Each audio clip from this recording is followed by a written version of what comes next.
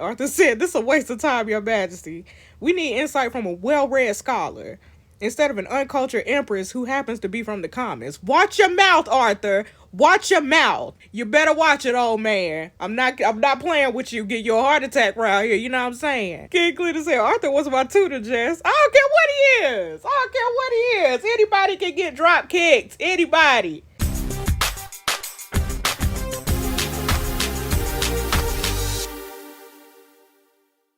What's up, y'all? We back. It's episode 18. Patience is the key. So remember, the courier was talking to King Neelis. The courier said, "My lord prefers to remain anonymous until your majesty agrees to meet with him. I would be honored to lead you to him, your majesty." Neelis said, "Fine, lead the way. I'm interested in meeting the man who's capable of paying the green scars to kill a king." Y'all, whoever this is, whoever this mysterious person is the one that paid the green scars to run up in the castle. Y'all remember that episode? The courier glances at the luxury gold-plated carriage behind King Neelis. "My lord has prepared a carriage down the road. It has enough room for your majesty and their highnesses, and it's more discreet. My lord wishes to keep this meeting a secret. We need to pull up in the black cars, you know what I'm saying, like Sunday service." King Neelis said, "That's understandable. However, I'm going to this meeting alone. Gregolia will need my children should this meeting turn out to be some kind of foul play." The courier said, "Bro, what you talking about? It ain't nothing like that." King Neelis said, "Your lord did attempt to kill a king, bro. My decision is final, and we got no time to waste. So we coming or not? I'll have a quick word with my kids, then I'll come to you." He said, "Yes, your majesty." "Okay, get on." Okay, meanwhile, back at the palace. Okay, this me, y'all. Look at me. Looking cute. With Wade's journal in your hand, you head back to your chamber and change into the night dress in your closet. Under the dim candlelight, you continue seeking answers from Wade's journal. You skim through the pages of Wade describing how he salvaged, I think that's supposed to be salvaged the pieces of his crashed plane, trying to build a glider that could bring him back home. An engineer like him was more than capable to put pieces together in a glider. But why would he end up in the Athenian palace as Joseph's bard? Okay, y'all, this is the 310th Age of Fire, 1939. Okay, Wade said, "Days had gone by since I started building the glider. Due to the lack of salvaged materials, I had to keep changing the initial design into a more simple model. Who was I kidding? Even the simplest glider would need a big intact piece of elliptical wing. I need something light, waterproof and durable, like magnesium." Okay. So far, all I found in this damn world is just trees and rocks. It's medieval times, Wade. He said, "Maybe I could use some nylon cloth. It might not be as durable as metal, but it was waterproof, light, and inelastic. Should be enough to support the weight of up to 2 people." Okay. As common as nylon fabric was in my world, I had yet to find something similar in this Ethania. I walked through villages and villages. The best I could find was some jute fabric, which was perfect to me to make a tent, but it was nowhere strong enough to be used for a glider. Oh, he upset. Knowing I was probably stuck in Ethania for good, I packed up all the leftover plane parts. Okay, they got boxes in the medieval world. And headed out to dump them somewhere discreet. I mean, I guess boxes are boxes. Okay. Oh my God. He tripped and fell, bro. Where'd the box go? With the giant box of plane parts blocking my sight, I bumped into a weird man. My apologies, bro. Judging by the look on his face, I didn't even think he was listening to me. Okay, it's a traveling merchant. He said, "Oh my goodness, what are these?" Wade said, "I don't know, scrap metal." Without another word, the weird man kneeled down and picked up one of the pieces. "Okay, what you doing?" "Look, man, I'm just trying to get rid of those." He said, "I never seen any metal with this kind of shine." Wade said, "It's just titanium." He said, "I never heard of that before. Where'd you get this titanium metal?" Wade said, "I brought it here." He said, "Where you come from?" Wade said, "Further than the most distant kingdom you've ever heard of." Look at him, he excited. He said, "I'm a traveling merchant. I'd like to trade with you." Wade said, "Well, what?" "What you got?" The merchant said, "I travel all around the 8 kingdoms to trade exotic goods." Take a look. He wasn't kidding about his exotic goods. There were various interesting items in his backpack. Interesting gemstones, weathered books with text I didn't comprehend, and an interesting bolt of cloth caught my eyes. "Is it nylon?" That's when I discovered Zubian silk, the perfect substitution for nylon fabric. Unfortunately, the merchant only had one of those. I traded all my scrap metal for this one bolt of Zubian silk. He told me Zubian silk was a trade good amongst royalties of the kingdoms. I would need a lot more than this. I could possibly seek help from this Ethanian king. He might help me, he might just laugh at me and then shoot me out. But then, what do I have to lose? Right. Okay, so that's how Wade ended up in the palace. Instead of helping him, King Joseph kept Wade as his personal bard. Okay, that ain't happening to me. I'll never let the king know about this, period. He ain't gonna keep me for some entertainment, you know what I'm saying? You can get you a radio for that. Wade did have a glider hidden somewhere. I gotta find that. As a crown concubine, I can get Zubian silk easily. I could probably use the king's affection on me to get all the Zubian silk I want. Maybe this isn't so bad after all. Time to call it a night and get some rest before the queen grills me in the morning. I'll try it, because I'm a dropkick her. Look at me how I laid out in the bed, y'all. Okay, after a moderately long carriage ride, King Nelis has been brought to an old chapel. Who is the person? His Majesty is here, my lord. Who is it? Lord Rick. He said, "Will you follow?" Turn around, Lord Rick. Courier said, "No, my lord, I made sure." He said, "Good. Leave us." Why don't you turn around, bro? King Nelis said, "Do you know how I punish those disrespectful plebeians who dare turn their backs on me?" Now him laughing. Look at this man, y'all. He said, "Do you know what I do to people who disrespect me and my house, your majesty?" King Nelis said, "Why the hell would I care? I'm king of Gregolia, and you just some lord in a smaller kingdom." Lord Rick said, "Well, you might be surprised how far I would go to protect the honor of my house, your majesty. I did hire the Green Scarves to take out my king and that madam who didn't know her place." Not her place. "You don't gotta like me, your majesty, but you will need me. And we share a common goal." King Nelis said, "Who are you?" He said, "I'm Lord Rick of House Salvador. A pleasure to meet you, your majesty." King Nelis said, "House Salvador? Isn't that Queen Mars?" Rick said, "Indeed, your majesty. The current queen would be my daughter." Oh, shoot. Nelis said, "House Salvador is powerful because of the queen. I can understand killing Madame Dolores, but why would you want King Cletus dead?" Rick said, "House Salvador has always been powerful prior to my daughter's marriage to the king. As much as I understand the nature of this marriage, my daughter still deserves the respect of her husband." King Nelis said, "From what I saw in the palace, that woman's still in power. What you talking about?"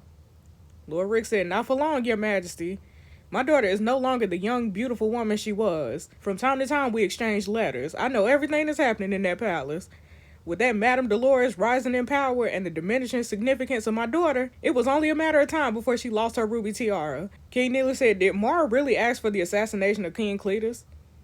Rick said, "My foolish daughter is still in love with her disloyal husband." She's going nowhere. She needs a little push. I mean, she is trash. I do agree. She is trash. King Nelis said, "I see. What you thinking about?" He said, "I'm starting to see your motives now. The reason you approached me is probably the same reason you approached the Green Scarves. This isn't just about defending your honor, Lord Rick. You want me to make your daughter the sole ruler of Ethania. That way you get to defend her honor and also have House Salvador take over the throne." He said, "I'm glad we on the same page, bro." King Nelis said, "Well, Lord Rick of House Salvador, Gregolia has the strongest army. Why would I need you?" He said, "It's one thing to conquer a kingdom with a bloodbath, but wouldn't it be better if you can achieve the same goal without losing your men?" He said, "What's the fun in that?" He said, "Think about it, your majesty. Ethania is the second strongest kingdom among the 5 kingdoms. If you start an all-out war with Ethania, your army will suffer great damage. And since starting that war would mean violating the treaties, Harald, Lotharic, and Zubia will be obligated to stand alongside Ethania to retaliate. As strong as Gregolia, are you ready to face the wrath of all 4 kingdoms, your majesty? And if you manage to defeat all 4 kingdoms and kill every man, what's left for you to rule?" That's a good... he makes good points. Points were made here. He said, "With House Salvador's importance in Ethania, I can plan a precise attack within the palace and control the damage. All I need are your elite soldiers to break through the defense. We'll take down those who oppose us, eliminate the royal guards, and then I'll make sure you get to have your fun with my king, your majesty." King Nelis said, "I'm guessing you want House Salvador to take over the throne if I do this." He said, "I do indeed, your majesty. But Ethania will be yours to command. We'll heed your calls." He said, "So, my elite soldiers in exchange for Ethania's loyalty." Lord Rick said, yes, your majesty. Oh my god, y'all look at them plotting. King Neelix said, I have one condition. I want one woman captured alive, and I get to keep her. Lord Rick said, I know who you talk about, your majesty. My daughter will not be happy to let her live. Neelix said, trust me, Lord Rick, the things I plan to do to her, she'll beg for her death. Oh my god. Lord Rick said, well, in that case, House Salvador is at your service. Yo! What? Who is this? Alright, y'all, here go King Cletus. Overwhelmed by conflicting emotions, an unsettled King Cletus finds himself wandering to his father's resting place. Arthur said, you can't sleep either, your majesty. King Cletus said, Arthur, I'm a bad king, ain't I? Arthur said, bro, what? With a heavy sigh, King Cletus turns around. He said, I couldn't go through with it, Arthur. Arthur said, I was not there, your majesty, but I can imagine. King Cletus said, everyone must be so disappointed with me. Father, my people, and you, Arthur. The very person who taught me all about making hard decisions. Arthur like, yeah. King Cletus said, you my advisor, Arthur. How do I turn this around? Arthur said, well, the fact that you standing here can only mean the marriage is not consummated yet. Annul the marriage, your majesty. Reach out to King Neelix. He's feeling humiliated, and he wants concubine Jess. Give him what he wants with a sincere apology, and then maybe the observant advisor halts his speech as King Cletus gasps in shock. Arthur said, bro, what is wrong with you? You really gonna turn Ethania into ruins for this one woman? King Cletus said, she's not just one woman, Arthur. She's that girl. I can't bear the thought of King Neelix exploiting such purity and corrupting it into something sinister, evil. Arthur said, you killing me here, your majesty.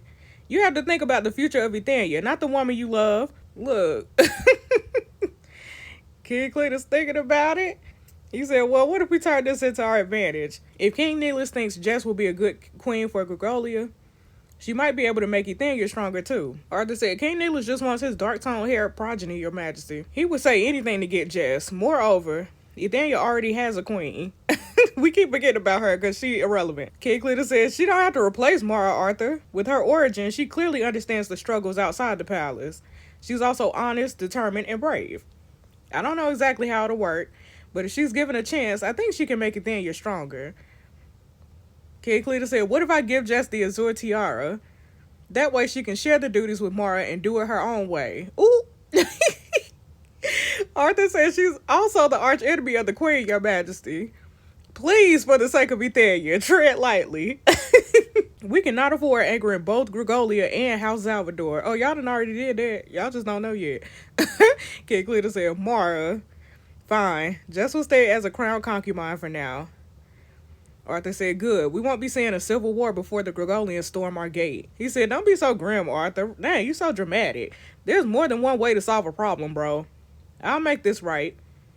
He said, it ain't looking good, bro. But I'll try my best to assist you with this. King Cletus said, thank you, Arthur. Okay.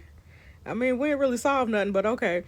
King Cletus says, is Mara prepared the ceremony yet? Arthur said, the queen is not exactly thrilled about that, your majesty. But as queen of Ethania, she'll have to carry out her duties. Tell Mara and Raquel to get some more rest. They ain't got to come. Arthur said, that's very improper to do the ceremony as the king, your majesty. King Cletus said, if I cannot give Jess the Azure Tiara, this is the least I can do. I want everyone in Ethania to know how important Jess is to me. Okay, look. I don't care about you, but okay. Arthur said, as you wish, your majesty. All right, the next morning.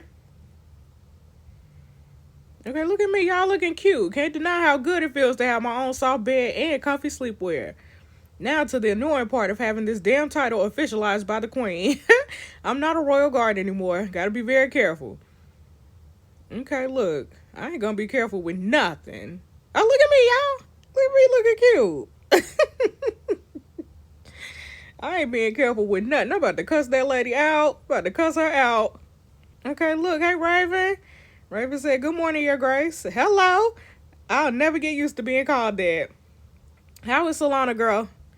Raven said, she's well, your grace. I told her, Grace, everything. She wishes you to be careful. She also wants you to follow your heart and not to worry about her. Okay. I understand. Thank you. Okay, she don't care about me because she was hardened. Is that what they said? I can't wait till the day I can see her. Ooh. Raven said, please be careful, Your Grace. Y'all gonna stop shushing me. Anyone can be listening. Okay, my bad. I better go to the ceremony anyway. Raven said, congratulations, Your Grace. Thank you, girl, I guess. I guess. In the meantime, Queen Mara decides to pay concubine Roxanne a visit. Roxanne said, Your Majesty, I didn't hear you come in, girl. Please forgive me. Concubine Roxanne attempts to get up. Mara said, you can stay down, Roxanne. I know you ain't been feeling well. She said, I think I need some fresh air, Your Majesty. Why can't I get out of the estate anymore? Being trapped in her own estate, completely isolated from the rest of the palace, the feeble-minded concubine, not feeble-minded, the feeble-minded concubine is still unaware of her queen's betrayal. Queen Mara is not about to spook her accomplice, who happens to be carrying her chance for greater power. A flawless speech has been composed in her head just within a deep breath.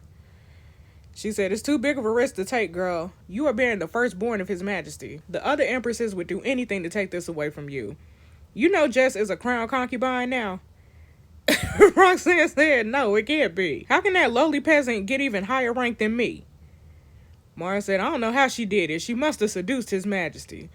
She has not served her first night attendance, though, so there's hope yet. I need you to stay strong, Roxanne. Think about what you can get after this child is born. The Azure Tiara is still unclaimed. Roxanne said, I thought Madame Bianca. Not no more, girl. Bianca gone. Bianca somewhere in the outhouse somewhere, eating her own feces and stuff. She made some bad decisions and brought it upon herself. I believe in you, Roxanne, with your child.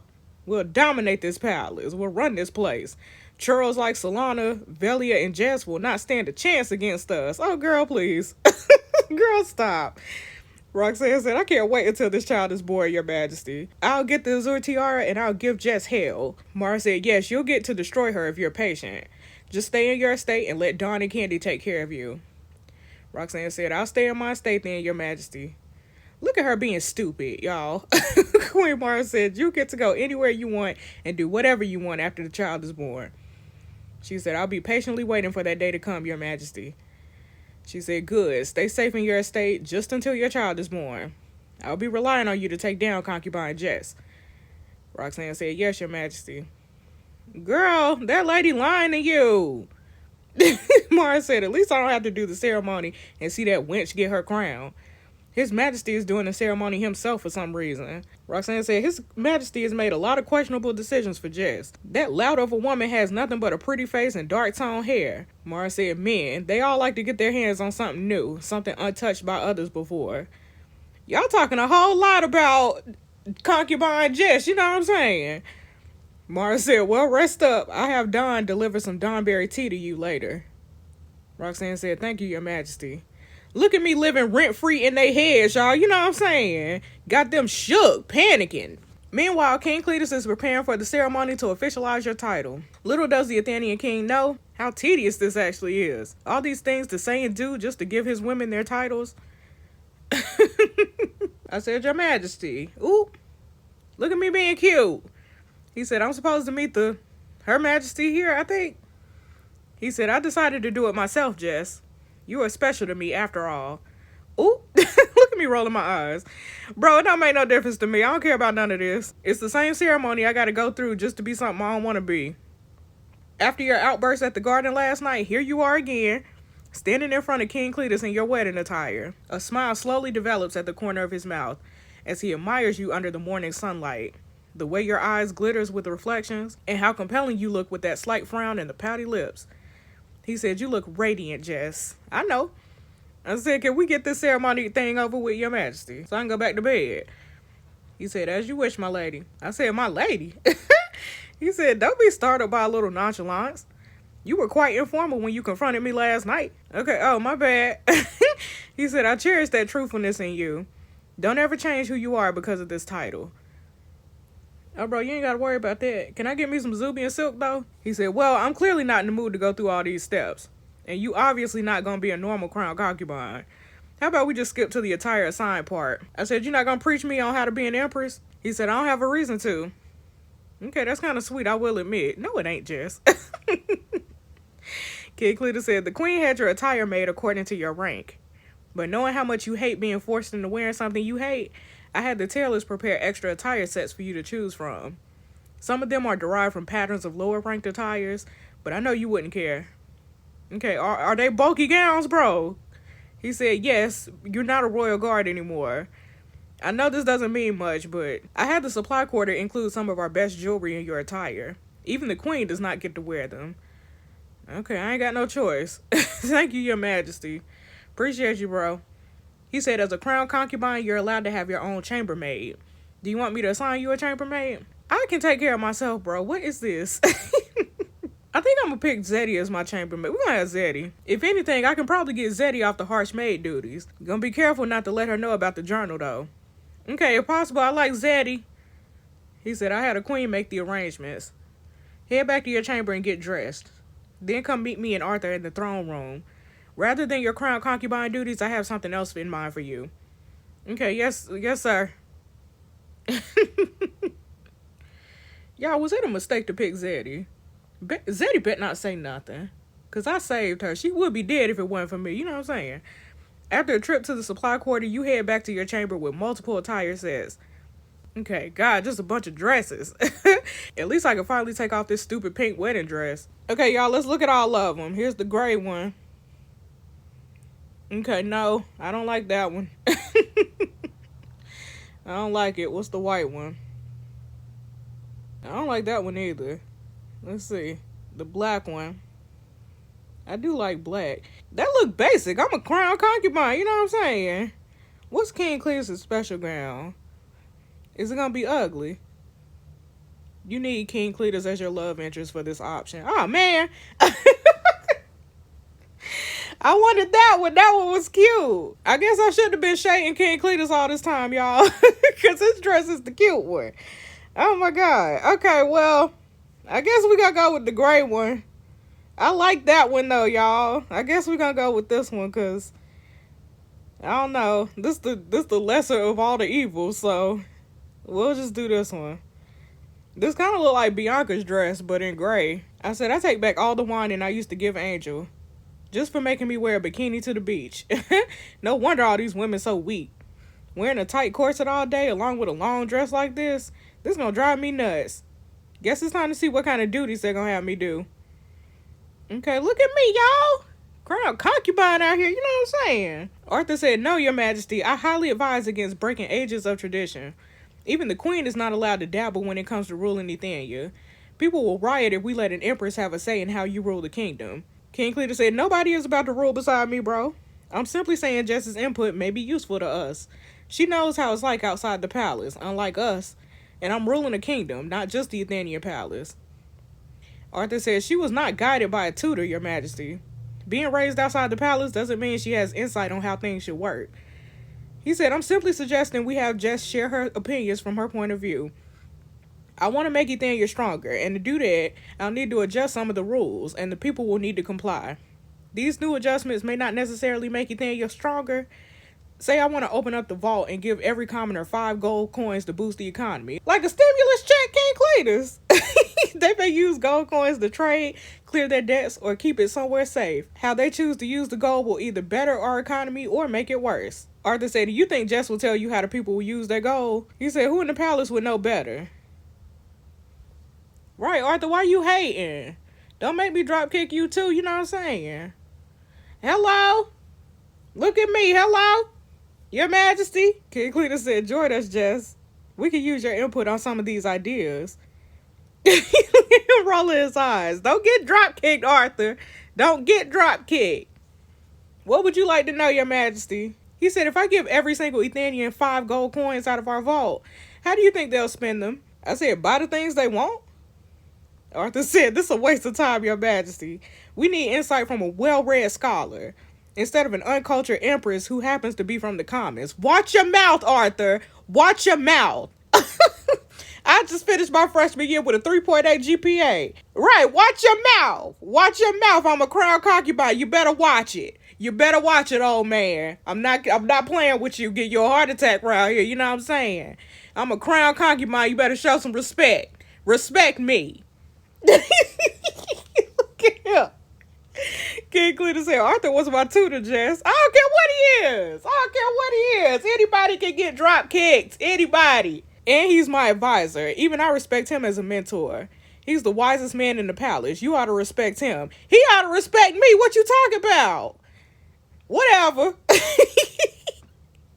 King Cletus said the economy of Ethania has been declining.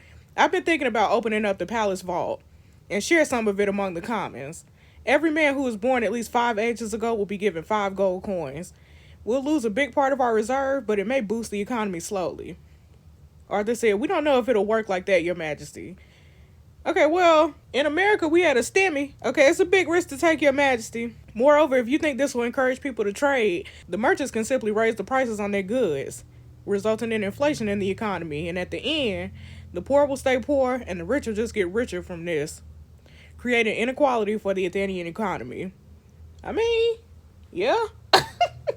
That's what's happening in America. Look at him. Look at you. Arthur said, her grace is right, Your Majesty. I know I'm right. If you open the vault, we'll only be feeding the riches.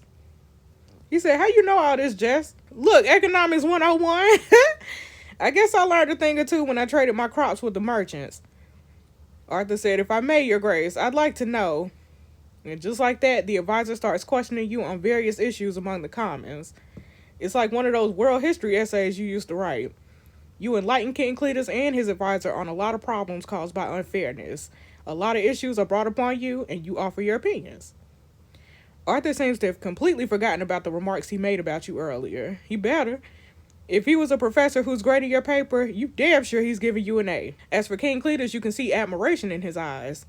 But the way he's looking at you is nothing like the prolonged stares that used to make you blush. It's a pleased look with affection, appreciation, and respect. Okay. Get me part of the crew, y'all. Much to Queen Mara's discomfort, your only duty as a crown concubine is to study the affairs of monarchy, nobility, and the practice of feudalism. No dancing, no knitting, no night attendance training. You just study the way of Ethania and assist King Cletus with his slowly developing reform movement. Due to the misfortune of both madams who once wore the azure tiara, King Cletus has decided to leave the beautiful blue tiara vacant for now. Other than a few ambitious consorts, most of the empresses would rather keep their current titles. The queen's wrath is not to be underestimated. You spend most of your nights reading the journal. There's nothing much you can find other than the story Solana had already told you. Maybe you'll find a map to the hiding spot of the glider eventually. But then, you still need a lot of Zubian silk. With the amount of Zubian silk you'll need, the 3 boats of those you'll get this year is not gonna cut it. Of course, you're willing to make some sacrifice to make the king happy. He might just be able to do something about it. Using the king's affection towards you to manipulate him, will it be worth it? More importantly, are you able to do it? We'll see. Maybe. Even with the tension between Ethania and Gregolia, Prince Alec is still writing to you from time to time. Oh, I forgot he said he was gonna write me. King Neela seems to be planning something big, but he doesn't let anyone in on it. Not even his own son. Some of the letters he writes are just about his frustration. His father's making all kinds of arbitrary decisions. Naturally. A lot of the letters are about the love of his life, Belle, the florist girl.